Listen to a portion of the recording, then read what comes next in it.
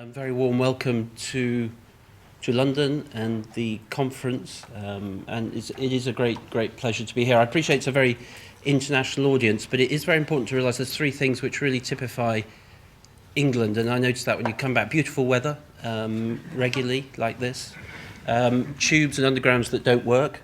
Most of the participants, I think, are stuck somewhere on the Jubilee line. Is that true? And Lord's Cricket Ground. I was last here 36 years ago as a trial for England under-16s cricket team, which I didn't get into. One of the great disappointments of my life, and if I had done, I probably wouldn't be here now.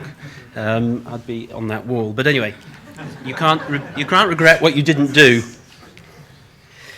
So it's great personal interest as well. Neglected tropical diseases, you heard in that very kind introduction. And it's a personal interest, and of course what the director of the Wellcome Trust wants is not necessarily translated into Wellcome Trust interests and policy, but I think you can be assured that the Wellcome Trust interests in global health, neglected tropical diseases and infectious diseases are unlikely to go down over the next period of time that I'm at the Trust. It would be unthinkable, I think, to have bothered appointing me if that was not going to be their interests. And clearly this society and others like it absolutely crucial to delivering on what is still a really important agenda. I appreciate that there is a lot of discussion, and there are certainly absolute truths in it, that the world is changing and the non-communicable diseases are undoubtedly becoming more important. It's true in Kenya, it's true in Vietnam, it's true in most countries around the world. But there is, and there always will be, in my view, a remaining agenda around infectious diseases, and particularly some of the ones that you're going to be discussing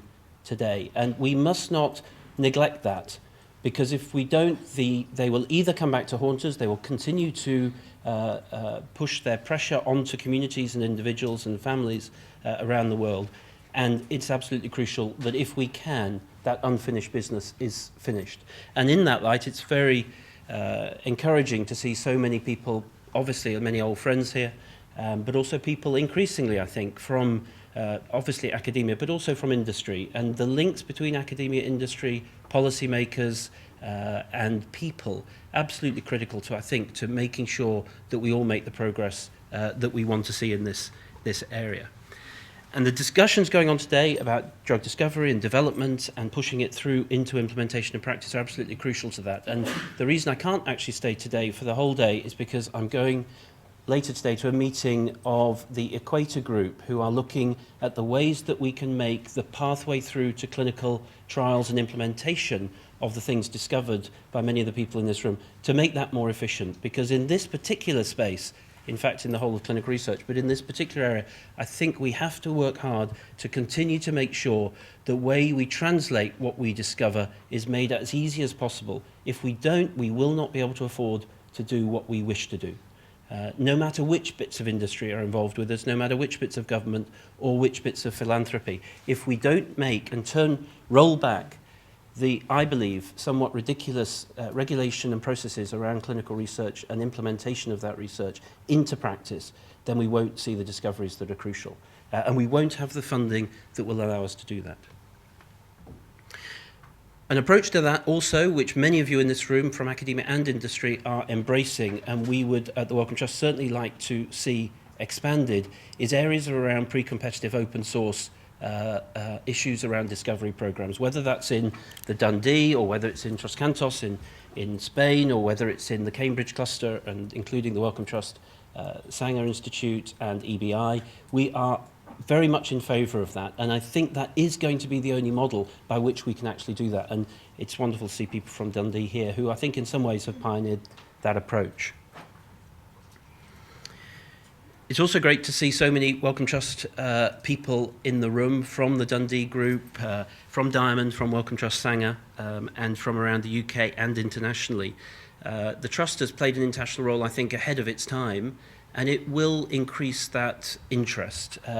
We will have in the future an annual meeting between the Trust and the World Health Organization to try and make sure that the WHO and the Wellcome Trust understand each other and understand what we each can and cannot do. And where there are areas of common interest, whether it be in technical assistance or in development or in implementation, we will try and be a very active partner in that. And I hope that will help everybody in this room who is involved in that space. Equally, with the Bill and Melinda Gates Foundation, where the Trust relationship with the Gates Foundation has over time been challenging for both partners, I think, and we will seek to make sure that those relationships improve. Again, to make sure that those big organisations are behind the sorts of things that everybody in this room is trying to achieve. And any ideas about how we may push that agenda further, we would be very interested in hearing from you. I have major concerns that pharma is getting less interested in particularly antimicrobial agents, and in the era of coming drug resistance, this is going to be a huge issue. It is one of the biggest arguments for the development of vaccines, and vaccines are absolutely critical. But if we don't do something to address the development of antimicrobial resistance, it will have huge implications for health globally. And it will have implications for the neglected tropical diseases. Many of them are incredibly vulnerable, either because there's no drugs, the drugs that we use are horrible and toxic or not very widely available, or there's antimicrobial resistance to come. And many of those diseases only have one drug available. And if resistance were to develop in that, it would be a calamity for those diseases. The public-private partnership, I think, is an absolute model of how to do things, but we have to be a critical friend of it, and where it works, we must learn the lessons of where it's worked and why it's worked, and use that more broadly. And again, if the Wellcome Trust can play any role in that, we'd be very delighted to speak to people about how that may work. Certainly, I think there are excellent examples of it, and there's representatives here from, for instance, Medicines for Malaria Venture, which I think has been a very positive force for good in the development of new medicines for malaria. It is great to see dengue represented here, and the development of dengue vaccines will be a pivotal moment in 2014 for the world of dengue, one of the world's great increasing diseases, and diseases that are affecting increasingly not just Southeast Asia and Latin America, but also increasingly sub-Saharan Africa, and that will have major implications. And very interested to stay and listen to the update, although I will hear all the real data when it comes out with the WHO committee, which I'll continue to chair for another few years. So thank you very much for the time to introduce the day. I wish you every success for the meeting. I look forward to seeing many of you in the Wellcome Trust in the months and years ahead. And if the Wellcome Trust can play a role in this space, we would like to. The door to the Trust is always open. The coffee is good. 99% of people, 99.9% of people in the Wellcome Trust are actually quite nice. You can come in and see us and discuss what you wish to do or your ideas. And we are open for any good ideas in any field, and our funding mechanisms should and do reflect that. Thank you very much.